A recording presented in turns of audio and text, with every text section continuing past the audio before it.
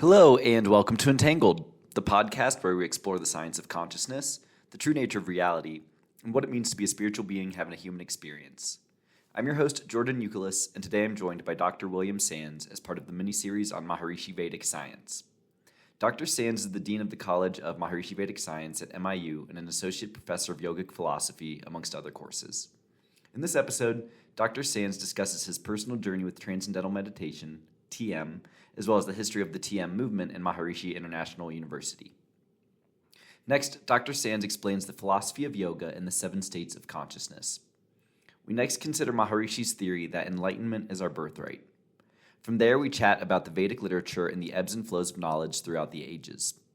Dr. Sands then explains Ashtanga Yoga, the 8 limbs of yoga. We next discuss the field effects of consciousness and their implications for world peace. We end the discussion with the vision of harmony and unity amidst geopolitical turmoil. Outros available for this and all episodes available at entangledpodcast.substack.com. Music from the show available on the Spotify playlist Entangled the Vibes. Please enjoy.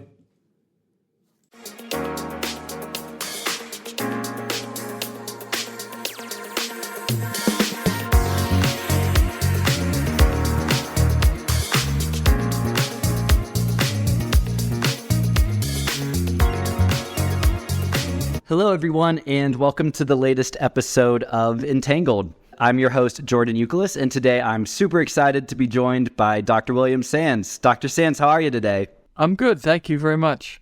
Awesome. Well, really excited to chat with you after we just wrapped up, or just about wrapped up with our course on the philosophy of yoga. So I've got approximately 1 billion questions that I wanted to follow up and ask you from the course. So yeah, we'll try to, try my best to skim that down. But, before we get going, would love to just learn more about your personal background and how you were introduced to Transcendental Meditation and Maharishi's teachings.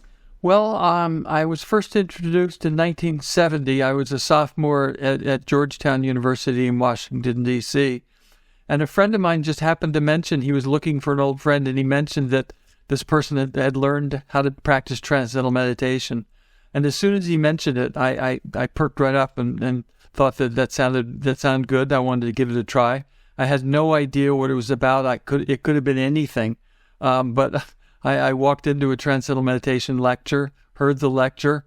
In those days I had I forget what you call it, but I couldn't focus or pay attention on practically anything, including my school studies. And so I didn't hear anything of the introductory lecture or the second lecture, but I started and learned. And it was absolutely amazing. Before I even noticed that I had any benefits from it, I remember walking down the street back from school one afternoon, going back to the house I was living in, and I felt fantastic. I was happy. I was blissful. I was just feeling like everything was good. Personal relationships were going well. I was starting to focus in school for the first time in my entire life. And I remember thinking, gee, I hope that meditation starts working soon. Because it's that kind of subtle, very personal growth and development of consciousness and of awareness that one can often notice. And my grades went right up. I went from a solid C student to a solid A student, and through no effort. It was just because all of a sudden, for the first time in my life, I could focus. That was my benefit. Different people have different things, and over time, you develop more and more and more and more. But for me, it was the ability to focus and concentrate without even noticing I was doing it. That's really exciting. And I'm curious because you mentioned that your ears perked right up when you heard about TM. Had you tried meditation in the past, or what do you think it was about the topic that made you interested? I have no idea. I was just sitting there talking to a friend, and he mentioned Transcendental Meditation just by name. He didn't know anything about it either. He's still a very close friend of mine. He learned TM at the same time, and we talk all the time. But there was nothing there other than the name, yeah. But I'd never tried meditation. I'd always been interested in it. Yeah. It's pretty cool how something like that can end up completely unexpectedly, dramatically changing the direction of your life's course. Yeah, absolutely. So would love to know then from, your first encounters with TM, what were you studying in undergrad, and how did you decide to eventually continue with higher education at MIU? I was a finance major in the business school, and I wasn't much interested in it, but I had taken it because it didn't have a language requirement. And so when I finished, I really wanted to be a TM teacher. That was what I did right after college. I got a job to get the tuition together, and I went off to a teacher training course that I took, and I've been full-time employee, I guess you could say, of the TM organizations, different organizations at different times ever since. That's great. And, for folks who maybe aren't as familiar with transcendental meditation, could you touch on what makes it different from some of the other meditation techniques they may be more familiar with today, and touch on, obviously being a TM teacher, the importance of that personal one-on-one instruction? Yeah, good. It's very, very different from other meditation techniques. Interestingly enough, you'll often see news articles that talk about the benefits and effects of meditation. They don't say transcendental meditation, just meditation. It's all research on TM. TM is the only meditation technique that has a significant amount of research that shows all of the different benefits, many, many different benefits in mind, body, environment, behavior. There are over 700 different studies have been done, and of those, I'd say 350 to 400 have been published in peer-reviewed scientific and academic journals. It's different because it's traditional meditation. It's simple. It's effortless. It's a mental technique. You don't have to do anything other than sit comfortably in a chair and practice something that's extraordinarily easy. And it's not just convenient that it's easy.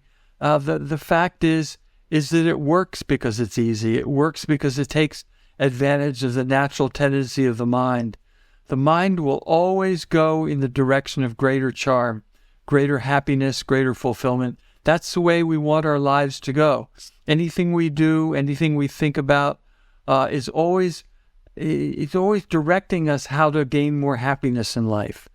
And mentally, we just set up a condition in the mind and allow that process to take place, and we're automatically drawn to the least excited state of the mind, a field of infinite creativity, intelligence.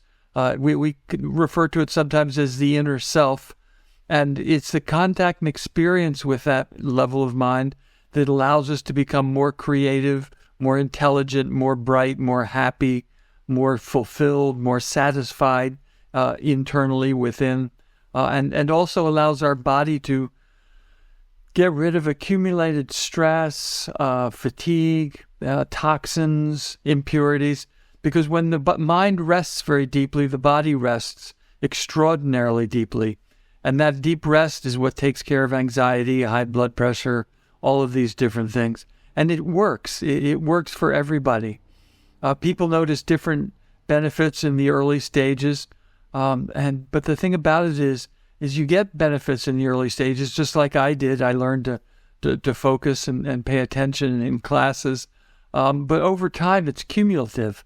The benefits and the good effects of it just keep accumulating over the years.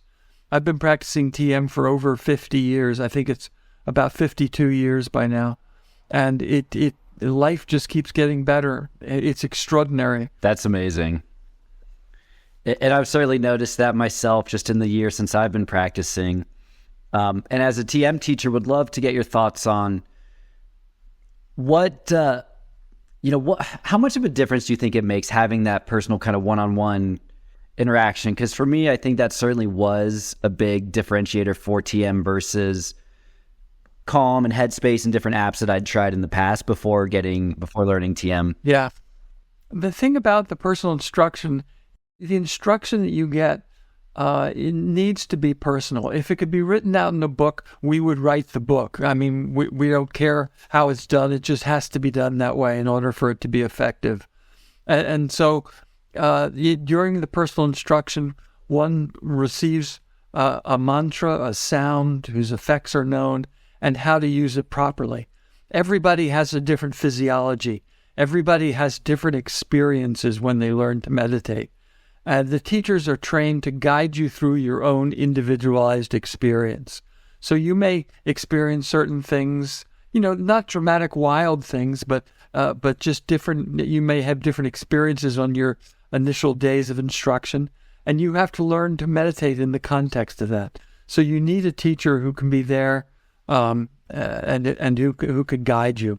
The course itself actually can be done with just one personal instruction, and then the other instructions, the other classes, the 3 following ones, can be done online in most circumstances. But the personal instruction is essential for properly doing it. The other meditation techniques that you can learn apps for them.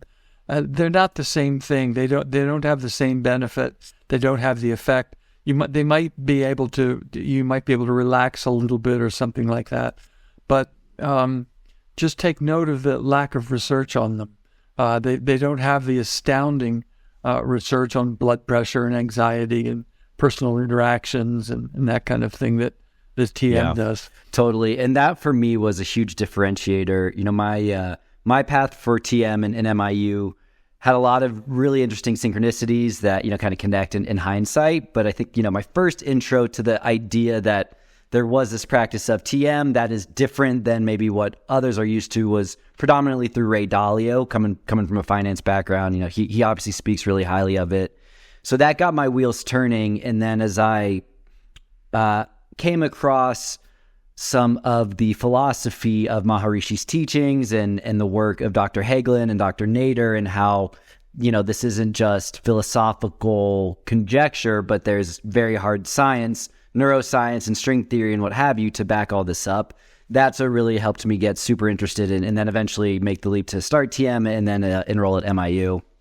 Maharishi, who's the founder of TM, he always had a very scientific approach, and he felt that everything that he talked about in terms of the philosophy behind it, he said, just consider it theory. It's all theory. And then we look to evidence. We look to the evidence from empirical research. We look to the evidence from our own personal experiences, and we look to the evidence from the Vedic literature. And you find that everything is backed up very, very significantly and very substantially. But he always had this scientific approach, and he always surrounded himself with scientists who would look at everything and examine everything. And he asked them, test everything that I say. If I talk about higher states of consciousness, figure out how to measure it. See whether people are actually growing to higher states of consciousness. And there's a very, very significant body of research that supports virtually everything that he talked about. Yeah, absolutely. And on that note, maybe we could just, to wrap up the background piece and then get more into the philosophy of yoga, could you talk a little bit about the history of Maharishi's teachings and the TM movement and the formation of MIU? Yeah, well, Maharishi started out, he tells a long, very, very charming story about being in the Himalayas, and he just had this urge to go to the south. And the other people there, he was a recluse. His life was given to just practicing meditation by himself, without friends, family, and so forth. But he had this urge to go to the south, and he wasn't really sure why he had the urge. But he went to the south, and he began teaching people. And he said what struck him was that the Vedic literature, the literature that is behind the TM movement, he said it always talks about how life should be happy, life should be blissful, that everything's made out of bliss. And yet he said he looked around and that just wasn't the case. So he taught TM. It was very, very well respected and appreciated by the people that he taught. And he taught wider groups of people. He started traveling around the world, and he traveled around the world, eventually realized that he was going to have to reproduce himself in the sense that he needed more people who would be able to teach TM. So he started training teachers and so forth. And there was an individual along the way, his name was Dr. Nat Goldhaber, who said, we should start a university. And Maharishi loved the idea. And they started a university with Dr. Keith Wallace, who's a neuroscientist and who did the very first research on TM back in 1969. And they started MIU, and it's burgeoning. It's interestingly enough, during the pandemic, it grew significantly. Our online presence grew significantly. So did our on-campus. But it's a growing university. It's not huge yet, but we have a couple thousand students, and it's growing all the time. And online education has really been a tremendous asset to the university, because people like yourself, Jordan, who have other responsibilities and have a life and a job and all of that, can take our educational programs while staying at home and watching courses over Zoom. So that's pretty much how MIU has grown. The president of MIU, Dr. John Hagelin, is a Harvard-trained physicist. He has one of the most important papers in unified field theory that he published. It's still cited tremendously, and he's currently the president of MIU. And it gives us a very scientific presence, because he comes at it from the angle of science, and that's his interest, and that's his experience. And he governs and administers the university from that perspective. So it's doing very, very well. That's really exciting to hear. And, again, to my personal journey for MIU, I'd already started TM last year, and then I heard a podcast that Dr. Hagelin did on Russell Brand's podcast, actually. And that's what sealed the deal for me. I was like, yeah, this is where I need to be. Like these, and I've just been so honored and excited to be a part of the school, and just have learned so much just in my short, semester and a half. And I just really cannot wait for the rest of what the program has in store. Well, you've been a great student, I can tell you that. Well, thank you. So with that, let's get into the class we just wrapped up, the philosophy of yoga. And let's start with the basics. First, what is philosophy? And second, what is yoga? Good. Yoga is understood in the modern world as being collections of exercises, physical postures that you do on a mat in a studio perhaps, or do it at home. There are websites now. When I was young, I had a friend whose father practiced yoga, and everybody thought that he was really, really strange, that he was really weird to be practicing this kind of ancient form of exercise. But nowadays, everybody practices yoga. But yoga is much more in reality than just exercises. They're called asanas, and the breathing exercises are called pranayama. And that's how yoga is understood. Sometimes there's included some meditation of some kind, usually not very effective or not very useful. But that's what's considered to be yoga. But traditionally, yoga means much more than that. The Sanskrit root that it comes from is yuj, Y-U-J, and it means to unify, to bring together, to put into a state of unity. And I mentioned earlier in talking about transcendental meditation that we experience the inner self. We experience more refined levels of the thinking process, subtler levels of the mind, and ultimately we can experience a state of pure consciousness, pure awareness, pure being, we sometimes call it, which just means consciousness alone by itself.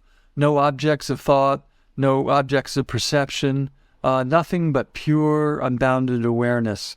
And that, traditionally, in the philosophy of yoga, is the state of yoga.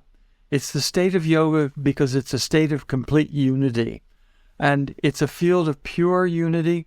But what we find is, and what we find through the regular practice of TM, is that this field of unity begins over time as the nervous system becomes more refined and more cultured and freer of stress and anxiety and all of that. It begins to show itself into our activity. When we find that from TM we become happier, we become more fulfilled, we become more alert and bright and aware. That's the integration, the integration of the inner self with our outer activity. The integration of our inner self and our outer activity is also a state of yoga. It's a state of yoga because it's a union between the inner self and outer activity. And that results ultimately in higher states of consciousness. Higher states of consciousness are states in which one experiences the unbounded, blissful, universal field of pure intelligence along with one's normal activity. So if you're involved in investments and you have an investment company or whatever, then you practice your what you do in life, your career, and yet at the same time you experience unbounded awareness, unbounded pure bliss consciousness. And that is also considered a state of yoga. So yoga is really, there's two senses of it, just to make it kind of a little simplified. There's the path of yoga, which is the asanas, the meditation, the breathing exercises, which help you to experience the state of yoga, which is the inner self and ultimately higher states of consciousness. You don't have to practice asanas and pranayama in order to experience a state of yoga. Transcendental meditation is enough, but we do have yoga asanas that people can optionally learn after they've learned the practice of TM. They're not required. The TM is really the main thing for experiencing the inner self. So that's just kind of a brief general summary of what we see yoga to be. That's really helpful. And for folks who have probably, I imagine everyone's at least heard of the idea of higher states of consciousness, but maybe don't necessarily know what that means, right? And so maybe we could just quickly chat through what are the kind of 7 states of consciousness that Maharishi identified, and what is that relationship with our own consciousness to that of the realm of the absolute. Good. There's 7 states of consciousness traditionally. The first 3 are states that we're already familiar with: waking, dreaming, deep sleep. Those are considered different states of consciousness because there are different physiological parameters associated with them. If you hook someone up to an EEG machine and you check their blood chemistry and their breathing and so forth, you'd find that it was very different between waking, dreaming, and deep sleep. Transcendental consciousness is a 4th major state of consciousness, and that's the inner self. That's what you experience when you practice TM. It's called samadhi in yoga philosophy. And that's a 4th major state of consciousness. It's unique and different from other states of consciousness. And the brain physiology is very interesting. There's a high degree of integration between the different brain waves. And what that means is if you measure the left side of your brain, you measure the right side, you measure the front, you measure the back. And the brain waves, you'll find there are different brain waves for each area. And when you're experiencing transcendental consciousness, these brain waves line up and they move like this together. It's called intrahemispheric brainwave coherence. That's one characteristic of transcendental consciousness. The other characteristic is that the physiology rests very, very deeply. It can be twice as deep as deep sleep. And during that rest, the body is able to release stress, toxins, anything that's impurities, abnormalities of any kind. And the value of that is not just that you feel better after meditation, but that your body becomes more and more able to integrate the pure consciousness, transcendental consciousness, with activity. When all the stress is gone from the nervous system, when all the stresses and strains and toxins are gone and released after some time, after some years of practicing TM, one experiences a state of life called cosmic consciousness. Cosmic simply means all-inclusive, and all-inclusive means it includes the outside, what we call the relative world, and that's the everyday world that we all live in, going to the market, going to restaurants, seeing your family, all of that. That's part of our relative experience. Cosmic consciousness includes that, and it also includes the infinite, unbounded, eternal bliss consciousness that is the very constituent of the inner self. Then there are refinements upon cosmic consciousness. The 6th state of consciousness we sometimes refer to as God consciousness, which simply means or simply refers to the ability to perceive the relative world at its finest level. Not only just the surface of the desk, not only the surface of the trees, not only the surface of the mountains, but the very, very finest level of the relative existence. And in the highest state of consciousness, which is called unity consciousness, one experiences everything as an expression of one's own self. What that means is this intelligence, this pure intelligence, transcendental consciousness that is within us, is actually the unified field of all the laws of nature. That is a field of life that gives rise to the different laws of nature. It gives rise to the different aspects of life. Again, the mountains, the planets, the trees, the subatomic particles, all of those, they all find their source in this field of intelligence, which we contact every day when we practice transcendental meditation. When we experience unity consciousness, which is the seventh state of consciousness, then what we experience is we recognize on the level of perception and on the level of our own consciousness, we recognize that everything is nothing other than myself. The trees are nothing other than an expression of my own self. The mountains are nothing other than my own self. This is a supreme level of consciousness, the supreme level of awareness, the supreme level of life, and the goal of life for all time. And when one experiences that, then one has experienced it all. It's the ultimate value. So those are the 7 states of consciousness: waking, dreaming, and deep sleep, then transcendental consciousness, and then the 3 states of consciousness that integrate transcendental consciousness with our normal waking activity: cosmic consciousness, God consciousness, and unity consciousness. Great, thank you. And I think for me in particular, as you think about, those last 3 states, right, CC, GC, and UC, these are what many in this various spiritual traditions have referred to as states of enlightenment over historic times. And one of the things that was so eye-opening for me in our first class was the whole idea that, enlightenment is not something that's reserved for Krishna and Jesus Christ, right? It's something that is our birthright and is not only accessible to every individual human being, but it's actually quite simple and easy to get there. Yeah. In fact, and this is one of the unique things about transcendental meditation. I don't know of any other form of meditation that can claim this, but people are experiencing these higher states of consciousness, sometimes in flashes, sometimes in prolonged experiences, sometimes permanently. But we had a course here at MIU that lasted up until the pandemic kind of broke it apart, where people came from all over the world and practiced their TM and their advanced TM City program together in a group. And they had amazing experiences of higher states of consciousness where they saw everything in terms of themselves. They saw the most fine levels of the relative. They experienced the unbounded infinite bliss consciousness as part of their lives. And for some, they experienced it permanently. For some, they experience flashes of it or glimpses. But they're very real and they're very, very much available.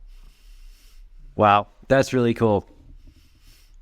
And so you've touched on the idea of the Vedic literature a few times. I think it'd be helpful if we kind of traced back, what is the Vedic literature? And then can we maybe talk about some of the most important teachers, Krishna, Buddha, Shankara, Gurudev, and kind of some of the ebbs and flows of the knowledge that's been lost and rediscovered throughout the ages? Yes. The Vedic literature are the expressions of natural law. Natural law means the laws of nature that give rise to creation and organize creation. And they are, the laws of nature find their home, so to speak, in pure consciousness, in being, in transcendental consciousness. So when one experiences transcendental consciousness, one experiences the home of all the laws of nature. These laws of nature express themselves in the literature of the Vedic tradition. The Vedic tradition Veda means knowledge, And the tradition of Veda is the tradition of knowledge. What knowledge? The knowledge of higher states of consciousness, the knowledge of what these higher states of consciousness are and how to get there. And that's what the Vedic tradition for so many generations unfolds. I'm trying to remember what the other questions you asked. That's basically the Vedic literature. The Vedic tradition has many, many well-known individuals who at one point or another saw the reality of life and promoted it in the to the public. Now, the public has never been so big as it is today. Today we have the internet, we have instant knowledge throughout the world, and as a result, the teachings of the Vedic tradition of Maharishi in particular are known everywhere. I mean, there are persons practicing transcendental meditation in every conceivable part of the world. I've taught all over the world. I taught in Russia for many months, and in Holland and all over Asia, and there are large groups of people practicing TM already. There are quite a number of Buddhist monks who are realizing that the tradition of Buddhism, it's a beautiful tradition, but the meditation doesn't always produce samadhi. It doesn't produce the effects of enlightenment. And so there are some transcendental meditation teachers who are Buddhist monks who have been teaching throughout Asia and having a huge success, where the monks are living their normal life. No one's asking them to change anything. They just add this 20 minutes twice a day of transcendental meditation, and their religion is becoming alive. Every religion has its source in this Vedic knowledge, the knowledge of the transcendent. Christ is known to have said, "The kingdom of the Lord is within you. Seek ye first the kingdom of heaven within, and then all else will come to you." That's a classic Vedic statement. It's the knowledge that's at the core of every religion. But without getting into a long explanation, this fundamental knowledge of life, it just as a natural course of life, it comes and it goes. It gets discovered, it gets lost, and in the vast period of time, much older than our human history, it has come and gone innumerable times. And what Maharishi's teaching is, and the teaching of his teacher, Brahmananda Saraswati, is just bringing to life what is naturally there, what has been known in the past from time to time, and which gets misrepresented, mistranslated over time for different reasons. And he's just bringing to light what is always there. And, in time it'll get lost again. It just seems to be the way it is, but hopefully not for a long, long time. One of the great advantages we have of this revitalization of knowledge is that we have Maharishi on videotape. And as long as the language itself, they're all taped in English, and there's many hundreds of hours in Hindi also. As long as the language themselves don't change, then this knowledge will be available to people directly. Because what's happened over time is the great teachers come along in their great enlightenment, they teach. And they teach to their students who don't have the same degree of enlightenment, and the students interpret it. They interpret it from the level of their own consciousness. And it happened in Buddhism, it happened in all of the great religions, that over time the essential teaching gets lost, and then what you're left is a mishmash of reality with no practical way of achieving the higher states of consciousness. So Maharishi's revived it in this time, and he's revived it in a way he's very, very carefully. He plotted and planned from the very, very beginning how to not only teach everybody, but how to preserve it. He's written books, he has videos. As long as the videos and the books are there, then he over and over taught this simple, at least the intellectual understanding about this simple, effortless procedure. And the efforts that have come into the meditation of other traditions won't arise for hopefully many thousands of years. Yeah, that's great. And I think also kind of to our earlier conversation, first, like Maharishi's first book, The Science of Being and Art of Living, like just puts all these really complicated abstract ideas into such clear, understandable, practical language. And I even just love that title, right? The Science of Being. And that's really what the TM movement has really all been about. Like, this isn't pseudoscience, woo-woo, whatever, the materialists want to call it. Like, this is all backed by legitimate science. Yeah, absolutely. Maharishi himself had a degree in physics from his university years at the University of Allahabad. And he always had a scientific perspective and a scientific approach. And the main approach he had was that it's important to bring out knowledge in the language of the time. If it had been a different time with a different language, he would have brought it out differently, as did the other great members of the tradition like Shankara and Parashara and all of them. There are many great members of this tradition, Vedic tradition of knowledge, and they all brought the knowledge out in the language of the time. And the language of one time is not really appropriate to the language of another. And our time is very scientifically oriented. It has a very show me approach to life. Let me see evidence. I don't want to just hear a philosophy. I want to see evidence. I want to see evidence. And Maharishi oriented his teaching to that very, very worthy attitude towards knowledge. People today don't just believe anything that they hear, because anybody who spends time on the internet knows that there's a lot of junk and a lot of, philosophies that aren't really worth the time that's spent on them. And so Maharishi was very evidence-oriented, and he made sure that all of his teaching was corroborated in some way, ideally by empirical knowledge, but also by experiential and the Vedic tradition. Absolutely.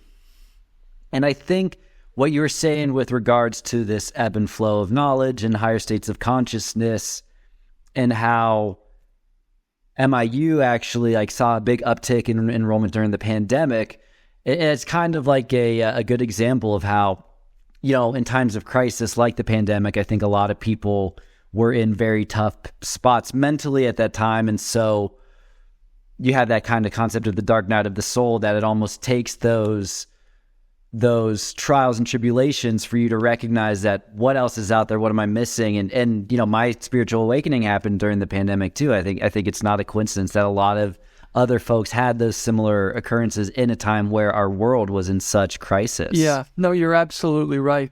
And one important element, which I forgot to mention, is that when you learn TM, you're not asked to believe anything. It's not a philosophy. All that we're talking about here about higher states of consciousness is just presenting possibilities. But in learning TM, you don't have to believe in a single thing. You don't even have to believe it works. You don't have to have a positive outlook. You don't have to just assume that it's going to work. You just practice TM twice a day, and the benefits speak for themselves. And then if later on you're interested, as many people are, then we have courses and programs, and we can talk about higher states of consciousness and so forth. But initially in learning TM, you just see for yourself, see the benefits, see the blood pressure go down, see the all the different changes that take place in the physiology for yourself. We have one of our very early proponents. He's gone now, but he was the commandant of the Army War College, and he learned TM, General Franklin Davis. And he learned TM because his doctor told him that he had a severe blood pressure problem. And he didn't want to start TM. I mean, it seemed completely antithetical to the Army frame of life. But he did it because he was worried about his blood pressure. His blood pressure dropped dramatically, and he became a great fan of Maharishi's. He traveled with Maharishi when Maharishi would speak all over the world. And he was a very strong proponent of TM, and it was all because of his own experience. Yeah, and that's all that one has. One doesn't have to believe anything. One just follows. We follow our own experience. I followed my experience. Jordan's followed his experience, and that's all we need to do.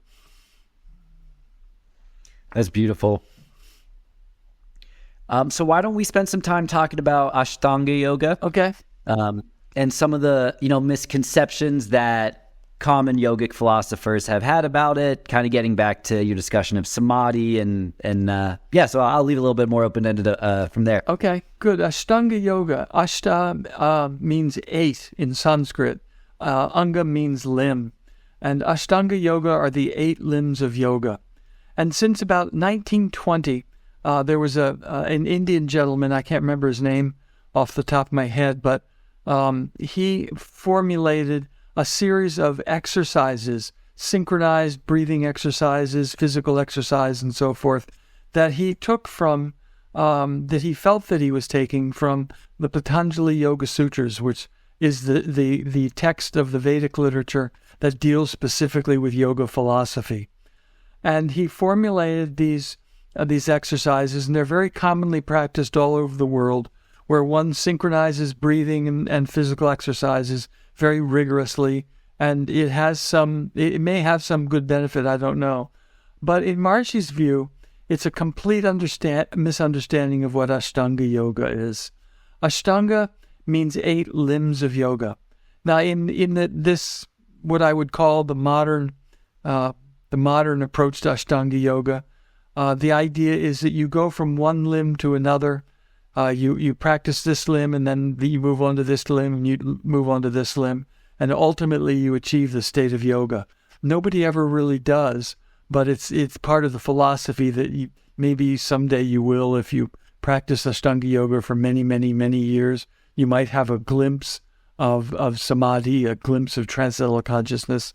But as far as I can tell, experiences are far and few practicing that program. But what Maharshi explains is that it's a wrong understanding. It's not 8 steps, it's ashta anga, it's 8 limbs.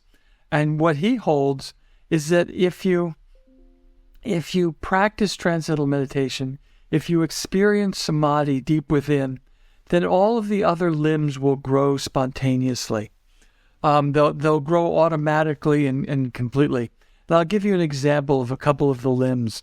There's a group called the 5 yamas, and there's satya, ahimsa, asteya, aparigraha, and another one. And satya means truth.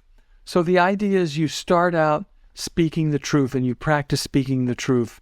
And then when you're this is in the modern view, not in Maharshi's view. And the modern view is if you practice satya, if you practice speaking the truth, then someday you'll be worthy of practicing the next, ahimsa. And ahimsa, those who have studied history may know from Mahatma Gandhi that ahimsa means nonviolence. Nonviolence on every level, not just not hurting someone, but not harming someone with your words or your actions or your deeds, not harming the environment, not harming animals, not harming all of those things. So what the modern proponents of Ashtanga yoga do is they take you through these things as though they're steps, with the idea that someday you'll attain yoga being the experience of the inner self. And so you practice speaking the truth, you practice the nonviolence, satya, ahimsa, asteya. Asteya means not stealing, so you practice not stealing and so forth until you're worthy of the next step. What Maharshi points out, and what scientific research actually corroborates, is that if you have the experience of samadhi first, if you have the experience of yoga first, then all of these limbs grow spontaneously. It's like a body. If you have a body and you have your chest and your heart and lungs and all that, and then you have limbs, you have your arms and your legs. Maybe you could count your head as a limb, probably not fair, but for the sake of our discussion, we can do it. And if you want them to grow, you don't pull on them, you don't twist them, you don't turn them, but the body grows and they all grow spontaneously. In the same way, when the body grows, when the body of samadhi grows, when yoga grows within us, then all of these different things like satya, ahimsa, asteya, they all grow automatically. They all grow spontaneously without any effort, without any pressure, without any twisting or turning. I mean, one of the things that Maharishi used to laugh about when he talked about it was asteya, not stealing. He said, how do you practice not stealing? You can't just practice. You can't get up in the morning and say, okay, I'm going to spend 15 minutes practicing not stealing. It doesn't even make any sense to think that way. And the same way, something like ahimsa, not harming others. It's something you spontaneously do or you don't do. And the propensity to not harm others grows spontaneously from transcendental meditation practice, which is a path or a practice of yoga. So that's basically was Maharishi's idea with Ashtanga yoga. There's also another angle, which is a little abstract and I don't want to get into too much, but that these different limbs are qualities of consciousness that structure its nature. Now, consciousness in this sense, we're thinking about the unified field. If you're familiar at all with unified field theory of physics, you know that physicists often project that there is a unified field, a unified vacuum state that underlies all of creation. It's a unification of all force and matter fields, and it's the basis of everything that we know and see as our material universe. The unified field is a unified basis to all that. And in Vedic science, we refer to it as being, and we say only that it's a good description. It's just not a vacuum state. It's consciousness. It's pure intelligence. It's pure awareness. The very nature and structure of that field of intelligence has 8 different characteristics, the 8 limbs of yoga. And the 8 limbs of yoga are different qualities of consciousness that form the structure, form the nature, and that basically construct that field of intelligence. And that's the true understanding of Ashtanga yoga. It's not, according to the Yoga Sutras of Patanjali, it's not an exercise program. The Yoga Sutras of Patanjali are not about the practice of yoga. They're a philosophical description of the state of yoga, what its nature is, what its characteristics are, what its qualities are. And that's the basic idea underlying Ashtanga yoga. Thank you. And, I think I love your emphasis on samadhi as being something that, is readily achievable. It's not the ultimate step. And I think it's a line in your book where you mention, the benefits of TM are immediate and they're cumulative.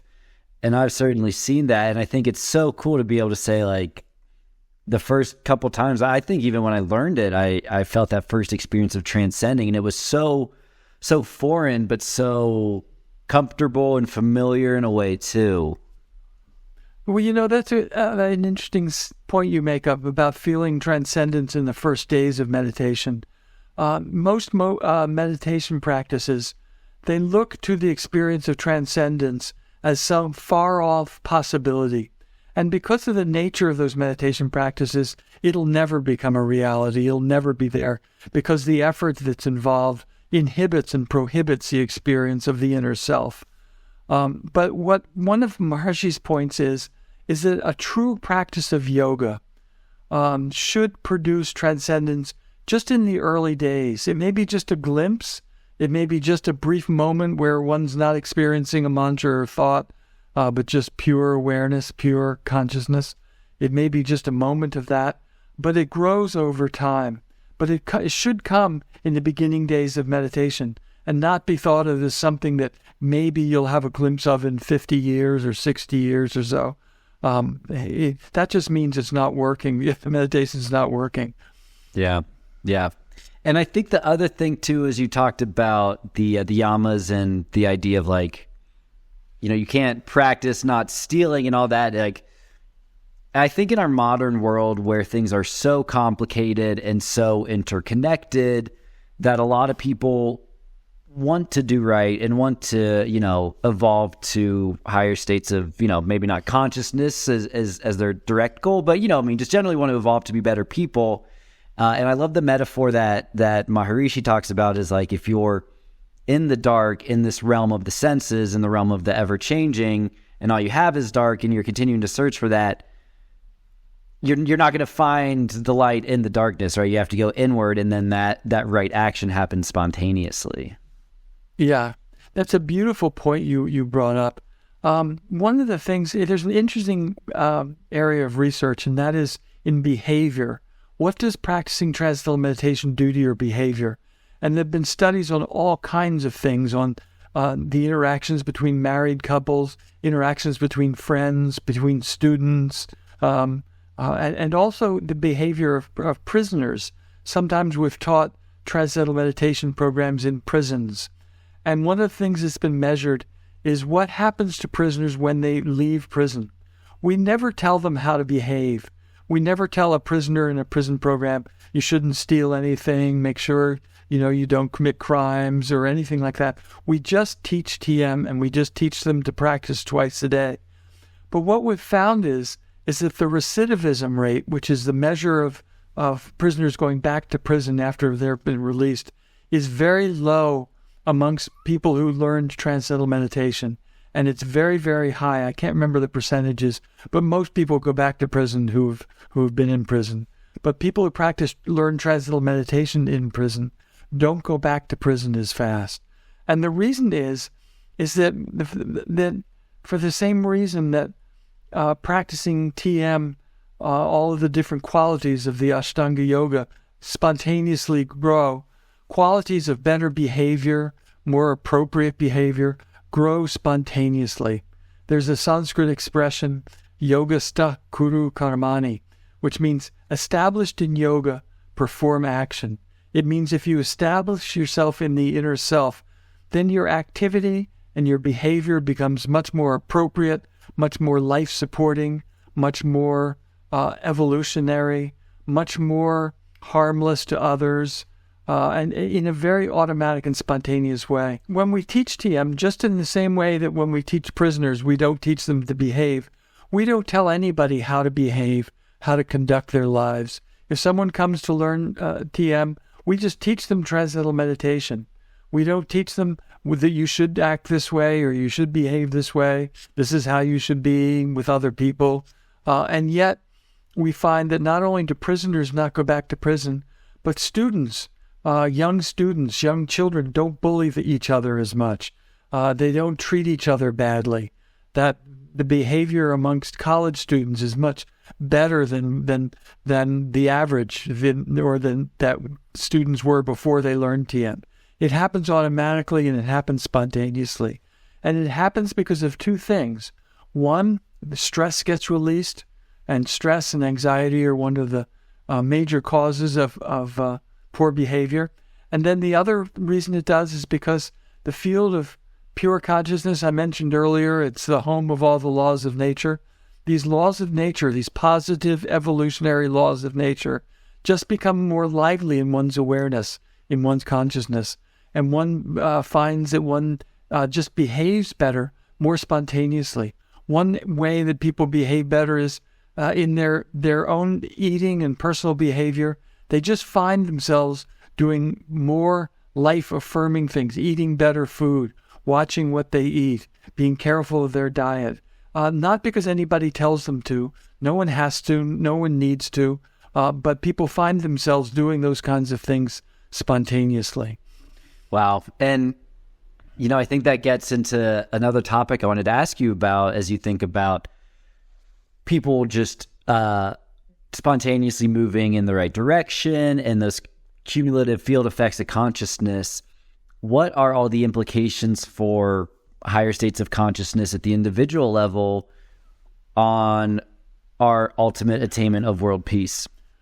What has been found is, I think everybody intuitively knows that if you go into a house where there are people that are, not getting along, they're fighting, they're squabbling, they're, have very unpleasant relationships, it doesn't feel good to be in there. It doesn't feel good to be around them. It doesn't feel good to be in the house.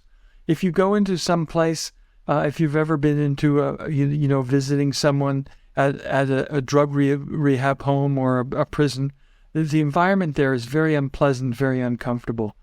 if you go into someone's home where people are happy and bright and cheerful and all get along, you find that there's just a better atmosphere there. It's more harmonious. Maharishi predicted when he was first started teaching TM that if only a small percentage of people in the world practiced TM, that it would have a very powerful effect. Ultimately, that war would become an impossibility. And since that time, he predicted that in, I think it was around 1962. And it was a long time. It was a little over 10 years before there were any places where there was a significant number of people practicing TM. But he established the threshold of 1% as sort of a baseline. And in 1974, a study was done on cities throughout the Midwest in the U.S. where there was more than 1% of the population practicing TM. And they found there was a significant reduction in crime, in just other negative aspects of quality of life. Whereas in the control cities that were picked out before the study began, there was a typical rise in crime and other negative qualities of quality of life. That study's been replicated quite a number of times since then. There have been over 50 studies that have been done, with many of them with groups of individuals practicing the advanced TM-SIDI program. We haven't talked about that much, but the TM-SIDI program, it's spelled SIDHI, is an advanced program where individuals learn to function on the level of pure consciousness. During TM, you experience pure consciousness, and you tend to go in and out. TM-SIDI program, students learn to just function on that level, and it creates an enormous amount of brainwave coherence, enormous amount of physiological integration, and it seems a very powerful effect on the environment. And what was been found in situations where groups of individuals practicing this program together assembled, often in war-torn parts of the world, that the war and the atrocities and the killing and the violence and all that decreased significantly. I actually had a first-hand experience of that. I went with a group of, I think there were 108 of us all together, and we went to Nicaragua. This was in 1978, I believe, and it was in the middle of a very, very violent and very ugly revolution. And we went there and we practiced our TM-SIDI program together twice a day. And I have to admit that we were all very nervous because, we believe when Maharishi said that there would be an effect there, we believed it, but you never really believe it when you're in a serious situation. And there were reports that within a day that our hotel was going to be attacked by the Sandinista army, and because it was the most strategic location for the mayor or the president rather of Nicaragua. And we went there, and and Maharishi told us, he said, tell them that within 3 days the violence will stop. And then he said, it'll happen probably in 1 day, but we'll give ourselves 2 days leeway. And we went there, and after 1 day, the violence just dropped off. An attack on the hotel just didn't happen. A big attack, offensive by the Sandinistas didn't happen. And after 3 days, children were playing in the streets, just 3 days. And all of a sudden, children were playing in the streets, and everybody was laughing, and the atmosphere was just incredible. The manager of the hotel, which had no idea what we were up to until we predicted the 3 days, he was literally in tears. And the local people were, the ones that knew about what we were doing, were absolutely astounded. I mean, from their perspective, they saw a night and a day. This was measured, in terms of hard science later, several years later. But the effect of being there, I really, really believed the effect and believed the philosophy after seeing that experience. It was so profound. It actually happened all over the world. Maharishi sent groups at the same time to terrible trouble spots. He sent one to Iran in the middle of their evolution, And during the days that the people were able to practice TM, they had to leave the country at one point. But up until they did, the violence just stopped. And there was a day that they, in Iranian, it meant the blood would flow in the streets. It was just completely calm, completely quiet. It's happened. The statistics behind it have been amazing. There was another situation in Lebanon had a very nasty revolution. I can't remember the dates. I think it was late 70s also. And we sent a group in Israel because we couldn't get into Lebanon, so they had a group going in Israel. And the people would come, the Israelis, and people would come from Europe also, and they would come on their vacations. So there was a huge amount of coming and going. People would come, fly into Israel, spend 4 or 5 days, then they'd leave. Other people would stay there for a couple of months. So they plotted it all out on a graph. And they found that when the numbers would go up and would go down, it would be like this with the graph of the index that measured the violence. And it would go absolutely the two things together, the violence index or the diminishment of the violent index and the number of people in the country. And the statistical chance of that being coincidence is less than 1 in 10,000. And the study on that was published in the Yale University Journal of Conflict Resolution. And the editors of the journal said, we wouldn't normally publish an article like this because we just don't believe the theory. But the statistics is on a very high level and it's indisputable. So we feel that to be academically honest, we have to publish this. Anyway, there's tons of stories like this, but it's a real effect. And what our plan is not to have groups that come and go any longer, because the problem is when they go, then all the violence returns. And that happened to us in Nicaragua. Within a week after we had to leave the country, then the violence went back up. And so we're trying to raise the finances for groups of individuals, permanent groups of individuals. We're looking to countries where you can do that relatively inexpensively, because as an organization, we don't have a lot of money. And so we have to look to outside funding and outside sources. And that's what our main focus now is, in getting together at least one group of 7,000 people. 7,000 people is the square root of 1% of the world's population, approximately. And that's a group that we feel we would need to have to stop violence altogether. We had a group of 7,000 in India for about 2 years or something like that. And this was back in the 1980s.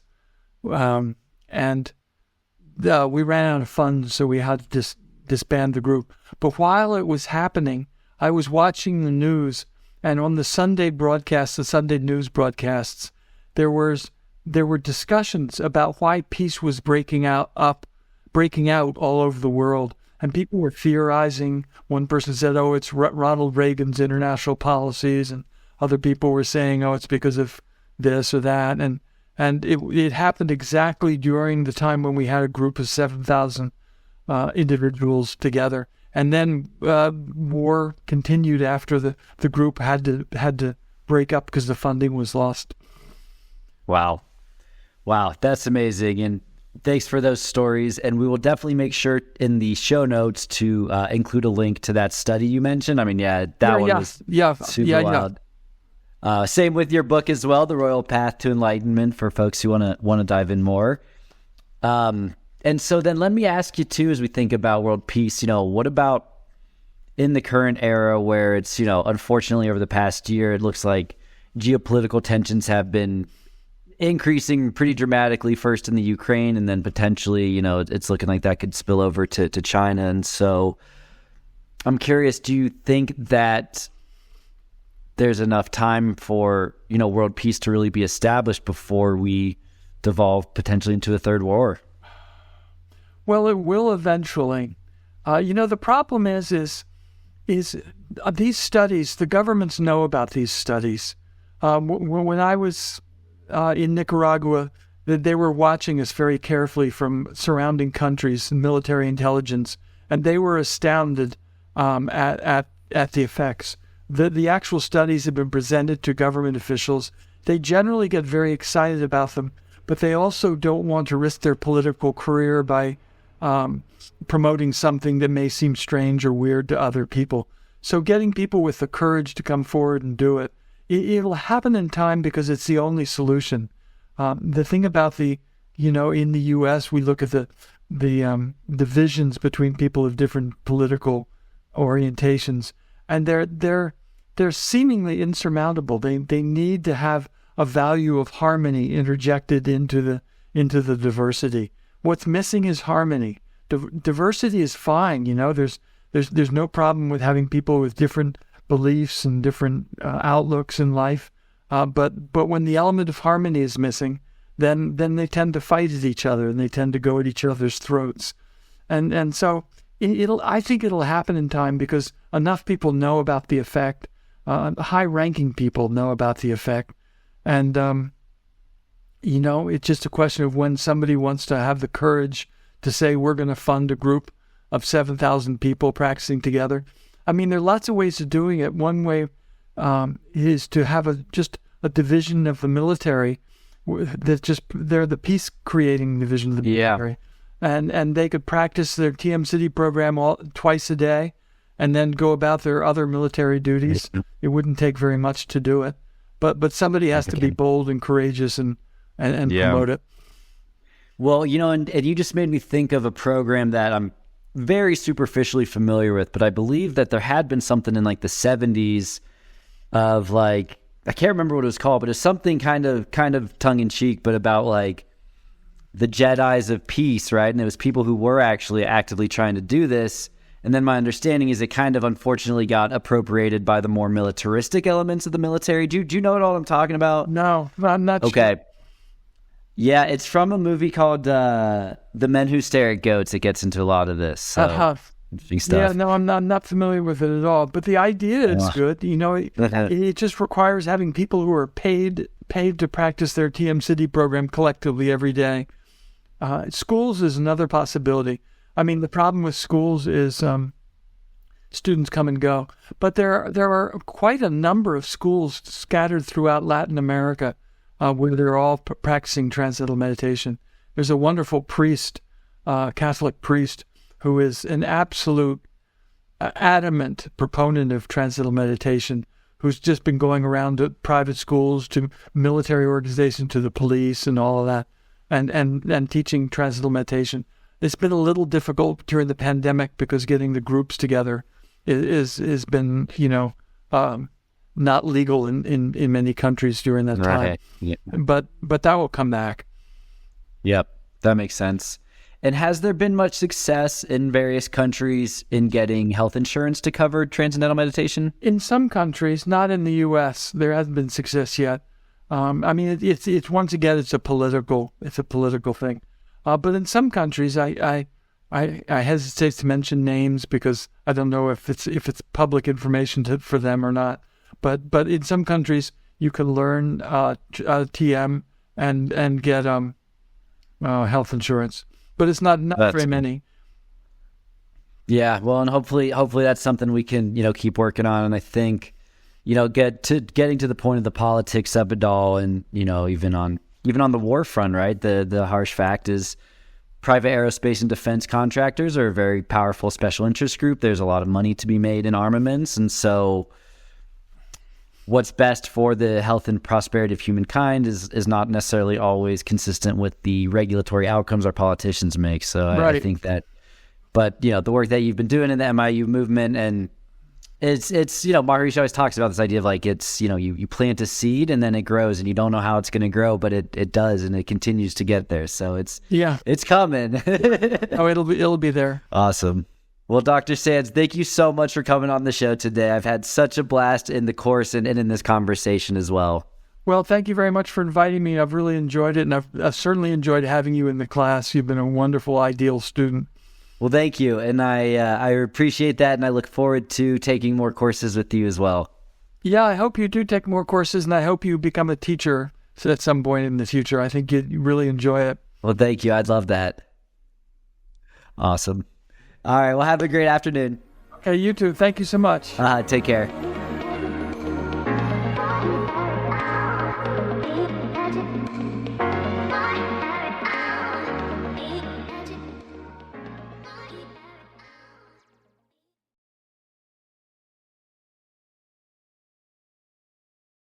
Thanks everyone for listening, and I hope you enjoyed the episode.